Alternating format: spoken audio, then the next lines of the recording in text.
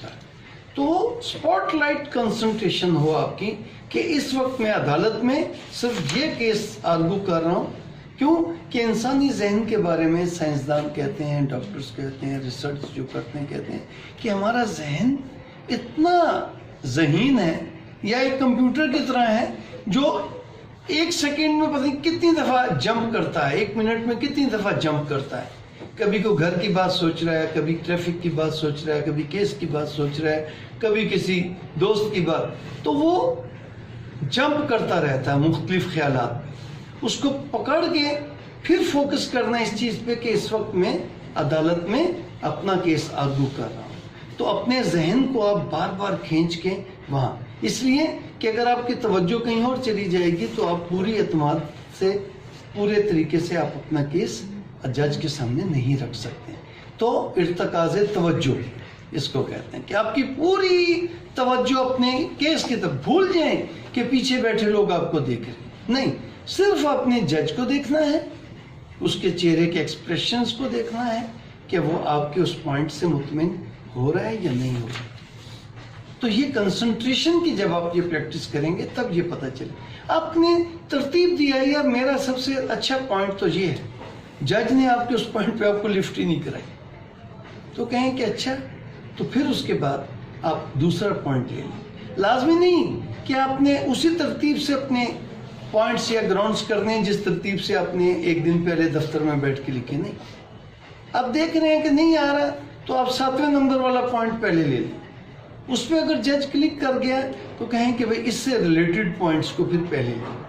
पता नहीं किस पॉइंट पे जज आपको तवज्जो दे रहा, लेकिन अगर किसी पॉइंट पे आपको तवज्जो नहीं दे रहा, आप पूरा जोर लगा रहे हैं फिर भी वो नहीं हो रहा, स्किप कर जाएं उसको, उस पॉइंट को छोड़ के नए पॉइंट पे आ जाएं, उसी पे मत अड़े रहे, वरना आपका ज़्यादा टाइम उसी पॉइंट पे ज़ाया हो जाएगा। वो कहते हैं नहीं, मनवा के रहना है जज साहब से। दीवार तोड़नी है तो अगर कुदाल नहीं है तो सब टकरे मार मार के तोड़नी है, नहीं, उसको पॉइंट को छोड़ दें, अगला पॉइंट ले लें। उस पॉइंट पे भी जज नहीं आया है, उसको भी छोड़ दें, अगला पॉइंट, लेकिन एक पॉइंट को अपने तौर पर उसको अच्छी तरह प्रेजेंट कर लें। लेकिन जज के चेहरे के एक्सप्रेशंस, यहाँ पर एक आती है वकील की, जो मैंने कहा कि क्वालिटी, कि उसमें एक बहुत अच्छा फेस रीडर होना चाहिए, फेस रीडिंग का उसको तजर्बा होना चाहिए कि जज के फेस एक्सप्रेशंस जो हैं वो उसके पॉइंट को फॉलो कर रहे हैं या नहीं। जिस पॉइंट पे वो क्लिक कर गया तो फिर उस पॉइंट पे एक्स्ट्रा टाइम लगा दें, उस पॉइंट पे बाकी पॉइंट्स का टाइम भी उसी पे लगा दें। तो कहने का मतलब है कि जितनी कंसंट्रेशन से, जितने गौर से आप अपना पॉइंट करेंगे, आपकी ये बिल्कुल हकीकत है कि जो पीछे लोग बैठे हैं सामने, वो आपको वॉच कर रहे हैं, क्योंकि वो बैठे हैं अदालत में, बेशक अपने मुकदमात में बैठे हैं, वकील बैठे हैं, वो आपके लिए नहीं बैठे, अपने लिए बैठे हैं, लेकिन आपको वो सुन रहे हैं इसलिए कि आपकी बारी है, आप केस आर्गू कर रहे हैं। उनके मुकदमे की बारी से पहले जितने मुकदमे भी पेश हो रहे हैं तो वो जब आप उसको सुन रहे हैं और आपकी परफॉर्मेंस देख रहे हैं तो फिर आपसे वो मुतासिर हो रहे हैं, तो कहीं ना कहीं बैठ के वो आपके बारे में डिस्कस करेंगे। अगर आम लिटिगेंट है तो वो ज़रूर सोचेगा कि आपको वकील रखेगा अपने किसी न किसी केस में। मेरे पास एक अपनी मिसाल है कि मैं एक केस में मैंने आर्गू किया, भूल भुला गए।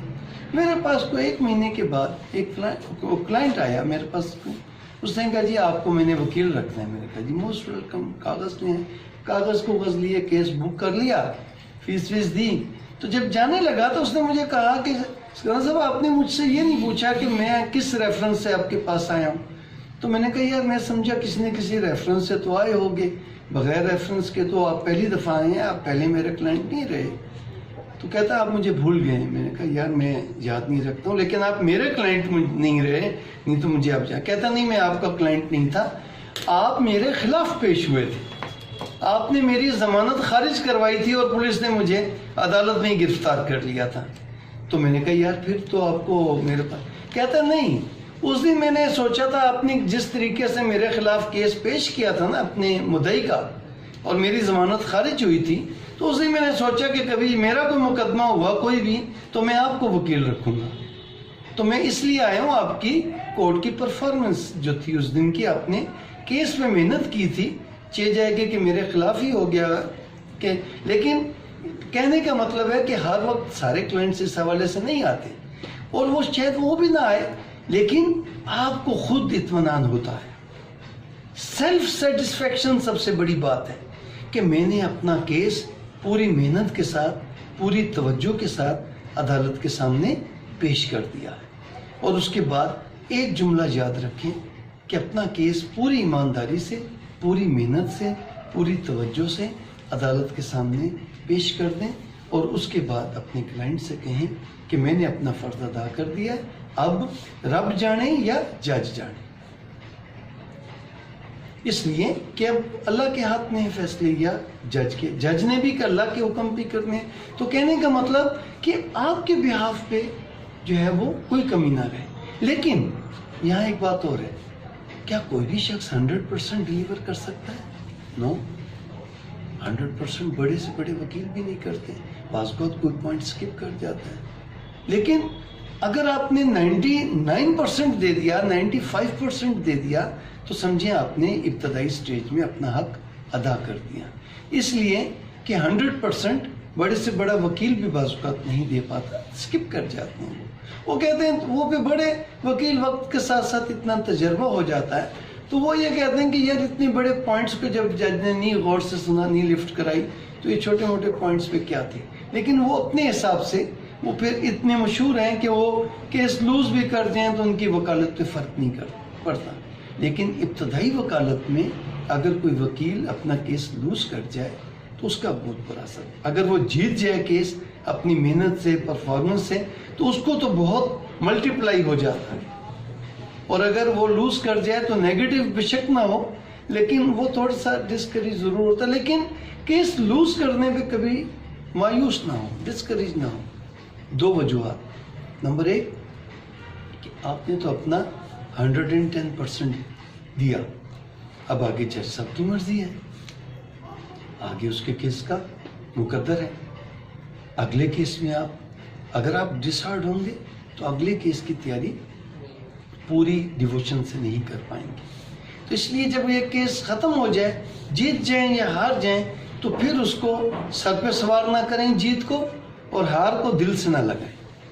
आपने तो रोज़ मुकदमे लड़ने, रोज़ लूज करने हैं, रोज़ जीतने हैं। ये जो हमारे यहाँ एक कंसेप्ट है कि जी साढ़े वकील ने तो आज तक कोई केस लूज ही नहीं किया, ऐसा कभी नहीं होता। ये मार्केट की बातें हैं, तो इस पे नहीं, कभी ना जाए। और वो बहुत ज़्यादा क्लाइंट्स की तरह खुशियाँ मत मनाएं, इसलिए कि आप केस नहीं जीते हैं, केस तो क्लाइंट जीता है। आपने तो अपनी बेस्ट एफर्ट दी है। बाज़ बात ये होता है कि वो क्लाइंट्स से ज़्यादा खुशियाँ मना रहे होते हैं वकील साहब, तो वो ओपोनेंट पार्टी कहती है अच्छा फिर ठीक है, वो फिर आप फ्रीक बन जाते हैं। फ्रीक कभी न मत बने।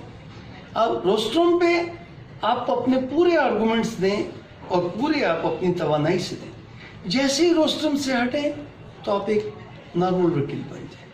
मैं कभी भी रोस्ट्रम से हटने के बाद मैं कभी भी ओपोनेंट वकील से ना कभी आंख मिलाता हूँ, ना ओपोनेंट क्लाइंट्स के साथ भी कभी नहीं देखता हूँ। इसलिए कि उस वक्त देखने का मतलब ये होता है, या ना भी हो मेरा मतलब, वो ये समझता है कि ये मुझे तंज कर रहा है कि देखा कि भी केस तुमसे मैं जीत गया। नहीं, बड़ी डिसेंसी तो एक अलग चीज़ है। लेकिन रोस्ट्रम पे आप जितनी भी आपने केस करना है, रोस्ट्रम पे केस करें पूरी जोश से, पूरी तवानाई से, पूरी हिम्मत से, पूरी कंसंट्रेशन से, पूरे कॉन्फिडेंस से। लेकिन जैसे ही आप केस ख़त्म हो, आप रोस्ट्रम से हटें। आपने पूरे एतमाद के साथ केस पेश करना है, मुखालिफ वकील से नहीं करना है। और उसके बाद अहम पॉइंट है कि आपकी आवाज़ बहुत ऊंची ना हो कि ऐसा लगे कि आप गुस्से में बोल रहे, लेकिन बहुत धीमी भी ना हो कि जज तक पहुंचे ही ना। तो आपका आवाज़ का ख्याल रखें कि जज तक पहुंचनी चाहिए। मेरी आवाज़ कुदरती तौर पर बहुत ऊंची है, तो मैं जब अदालत में कोई भी केस बहस कर रहा होता हूँ तो वो मेरी आवाज़ और ज़्यादा लाउड हो जाती है।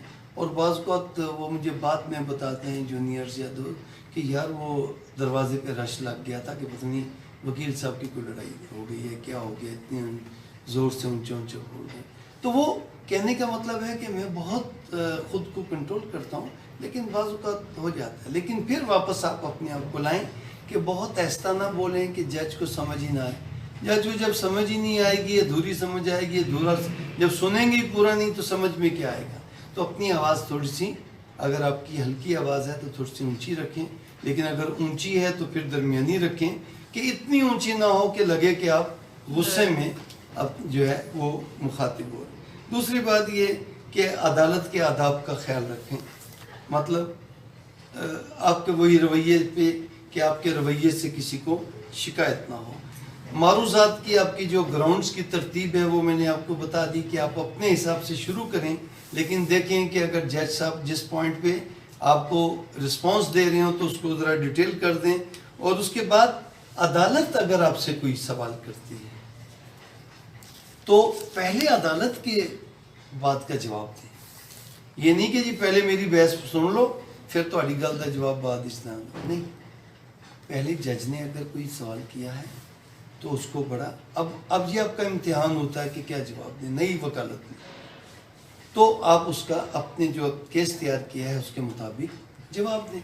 अगर आप समझते हैं कि आपको इसका नहीं पता तो फिर जज से टाइम मांगिए कि देखिए सर ये एक नई प्रपोजिशन है, मेरा भी इस पर तैयारी नहीं है, मुझे नहीं पता, मुझे कुछ टाइम दे दें, मैं आपको इंशाल्लाह नेक्स्ट डेट पे आपको मुतमिन करूँगा। कोई भी लीगल पॉइंट पे सवाल कर सकता है जज, कानून से मुतल्लिक कर सकता है, वाक़यात से मुतल्लिक करता है, वो तो आपके पास तमाम वाक़यात लिखे हुए हैं। अमूमन ऐसे वक्त की ज़रूरत पड़ती है जब कोई कानूनी सवाल करता है और उस कानून का आपको, उस लीगल पॉइंट का आपको नहीं पता, तो अदालत से आप वक्त ले सकते हैं।